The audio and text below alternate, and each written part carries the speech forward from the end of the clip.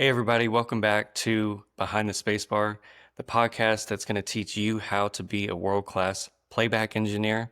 And as we discussed the last time, not payback engineer. That's a whole different line of work. We probably don't want to talk about that. But again, great movie title. I'm sticking by it. Somebody Yeah, make it's it. good. It's good. Will, how's it going, man? How you doing today? I'm doing well. We're having a fantastic day of cranking out a couple episodes. We fast forward the calendar a week and record our next episode. We record all these episodes live and we stream them as you watch them. But we have this really cool technology that makes it feel like it's pre-recorded and consistent. So it's proprietary technology. We're Yeah, considering releasing it, but it's don't ask pretty right powerful now. stuff. Yeah. You're not worthy, basically, Yeah, is what it don't comes down to. don't ask or we'll send the payback engineer your way. So that's how it Exactly. works. Yeah, that's right. All right. So we got some questions today. Well, one in particular that I really wanted to talk to you about. It's something that we Sweet. have not really discussed on the podcast yet. It's something I do believe that comes up as part of boot camp and going back a little bit, a year or so to the playback method. So I wanted to throw this at you. This came from Dominic on Instagram. Now, Okay. Dominic's having some issues with MIDI crashing in his sessions. Um, now, Dominic, I'm going to say this right away from the top. After reading your question, it's going to be hard to get super specific without looking at your session one on one. Having said that, though, he did ask a very interesting question about using USB adapters, maybe an Okay. extender in there as well. Okay. And he wants to know how to make his sessions more stable. And is it possibly an adapter issue, an extender issue that might be causing his MIDI to crash? Again, we don't talk about this a whole lot on the podcast. In fact, I don't think we've ever touched on it. Well, what's your initial thoughts whenever we talk about that? Is it potentially, have you seen this in the past where a cable, an extender, an adapter can cause issues in your session, causing it to crash with MIDI audio, whatever the case may be? Yeah, that's really good. So Dominic, is that his name? The question? Yeah. So Dominic, it's like Reese said, it's a bit of a tricky question to answer without seeing your set because I have learned it's hard to describe issues very clearly. And it's hard to always boil down to troubleshooting is all about asking why, and drilling down to the core foundational thing causing the issue. So one, Dominic, I would encourage you, you've got a hypothesis, which you think is the thing that's causing the issue is my MIDI cable, okay, or my MIDI adapter. So our way to test that is change the MIDI adapter to another adapter. Change one thing at a time and test and see if you're still having issues, right? So I've got nothing wrong with your hypothesis for sure. You just need to change that one thing and then keep testing, keep testing, and keep testing.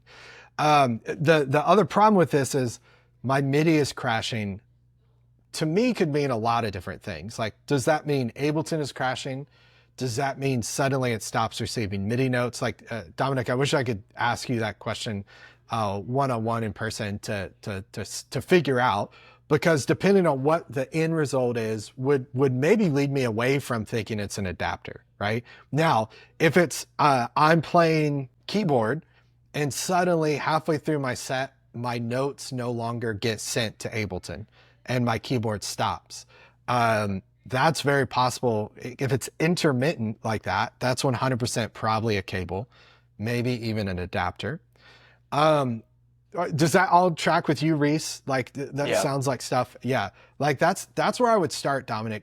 Here's the big problem though, with all of these, we've basically built the premise of the show on a faulty foundation, which is ask us a question and we'll answer your question. Because what I've realized is most questions, most issues, it's very rare that it's not this, but most questions and issues can be solved by fundamentally setting things up the correct way or the proper way. So Dominic, I don't want to say that you're not doing this, but let me give a little context here.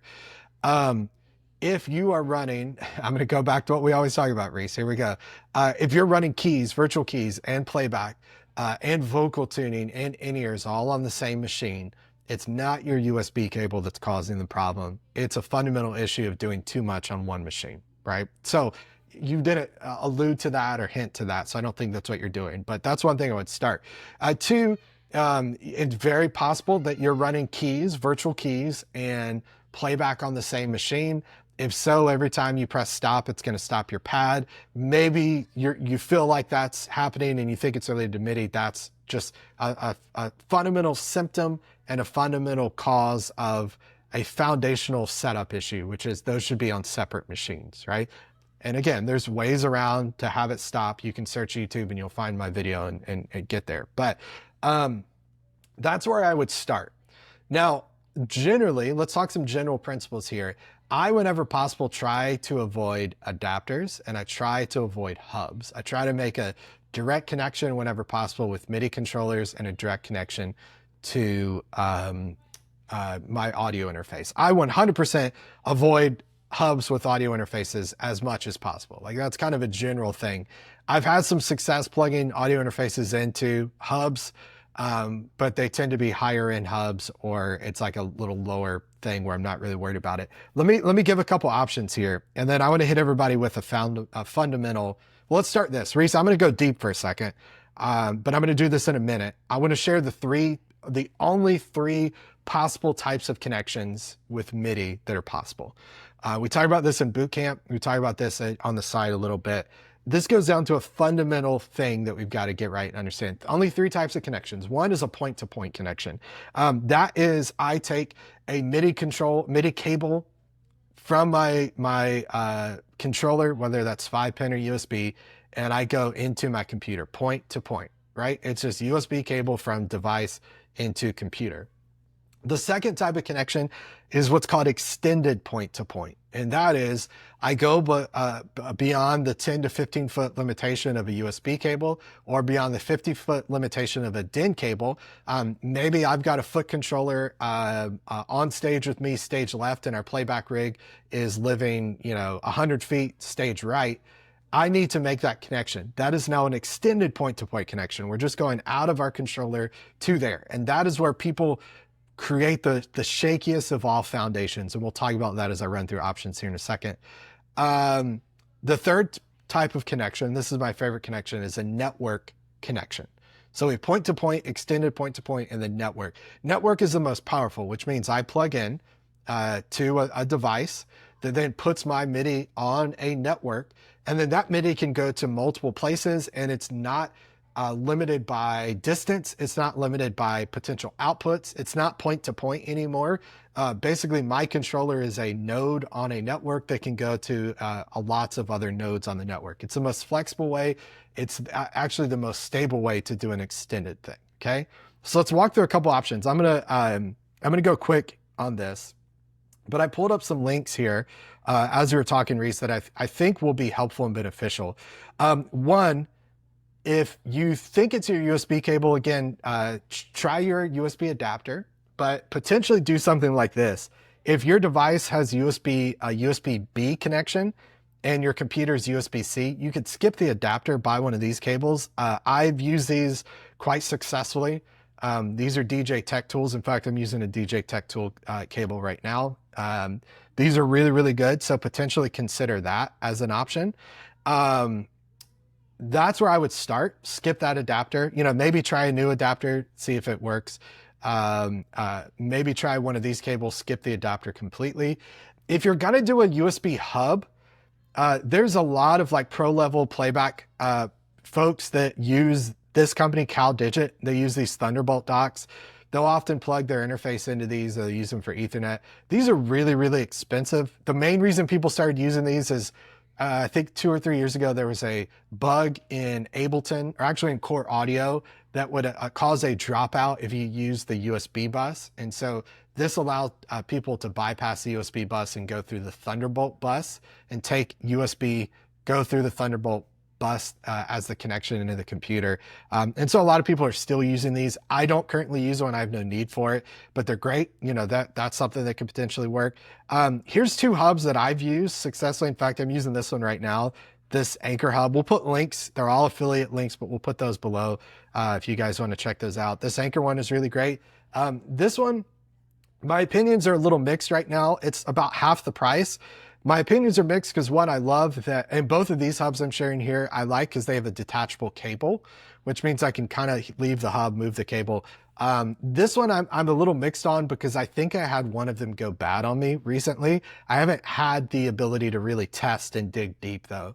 And that gets me, Damien, to a really important concept here is it's kind of like the scientific method is have a hypothesis and then test that and then test it and test it and test it and test it. Don't just assume it's this and go with that. Test it and then try things till you figure out what that is. Final thing I want to share here, we talked about those 3 types of connections. If you're doing an extended point-to-point connection, I would encourage you to avoid USB extenders whenever possible. Every USB extender I've ever seen people use live fails. And I promise you, I've been doing this for 20 plus years.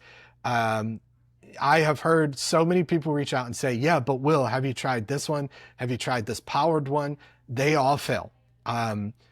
Or some people use something, there's a pretty popular brand that makes a powered, like one device you plug in, then you run an Ethernet cable to another device that's powered. And it's a pretty expensive device.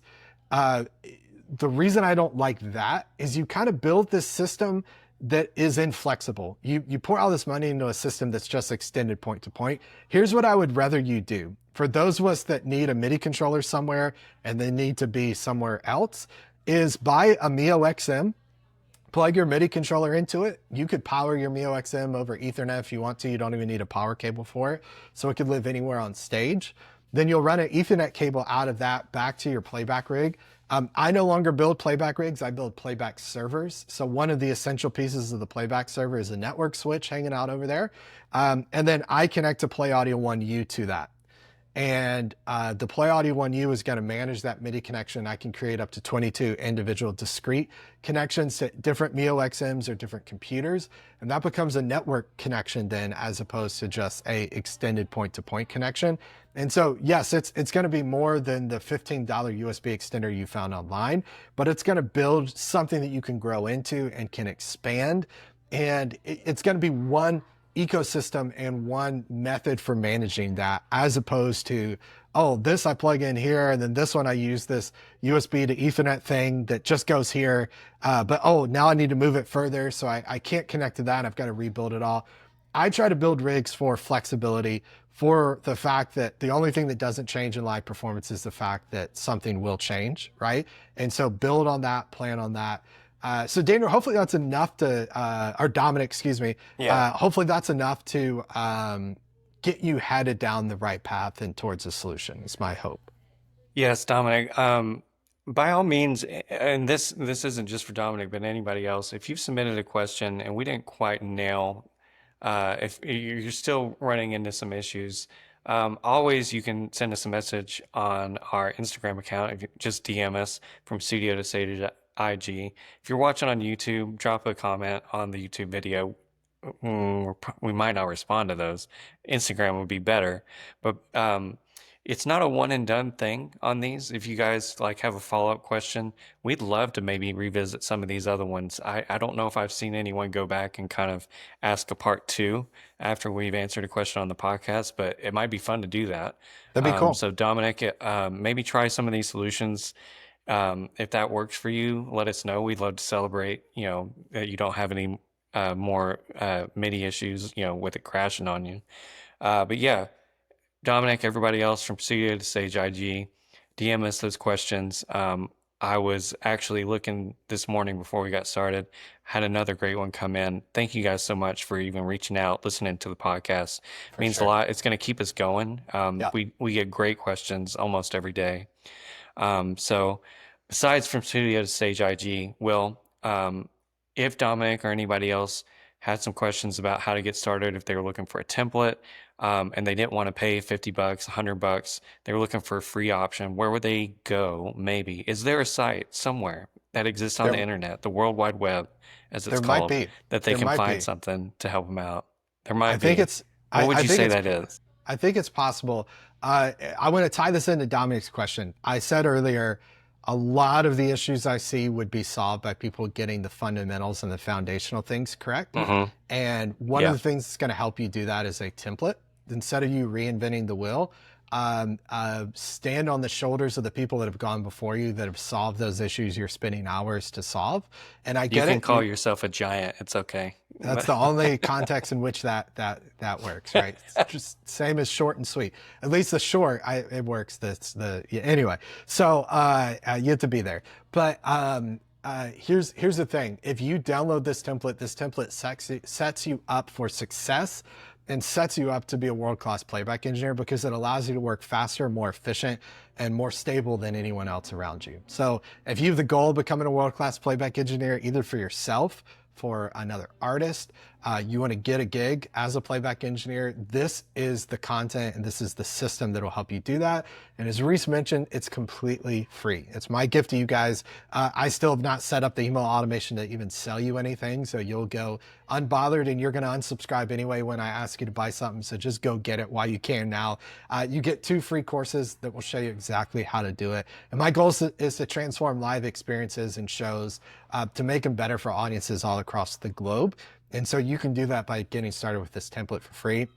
Here's why I keep encouraging everyone in this run of episodes we're recording is if you've tried session view, if you've tried automating tempo in the master tempo track, if you've tried just dragging your audio tracks into individual tracks, download this template and try it out, because what I can promise you is it is the most efficient, flexible way to do it. And if you download it and for some reason think your way's faster, more flexible, by all means go that route. But it's completely free to you from studiotostage.com/template. Go to the link in the description of this video if you can't understand a one word I'm saying. Click that and download it completely for free. Awesome. Guys, thank you so much again for hanging out with us. If you're watching on YouTube, if you're listening on Spotify or Apple Podcasts, we love doing this show. Keep sending us the questions. We're going to keep doing it as long as we can, or until Will and I just get tired of talking to each other and we're not friends anymore. So I don't know how long that's going to be. I think it's going to be a while. I think we got some time. Hopefully, Yeah. hopefully, Yeah. At least till 2026. I'm going to That's put right. that out there. Give it a year. So, Give it a year. yeah. Thanks, guys. We'll see you again next week. We're going to answer another question and hope you're doing well. Will, it's been real, and we'll talk soon. Thanks, Reese. Bye, everybody.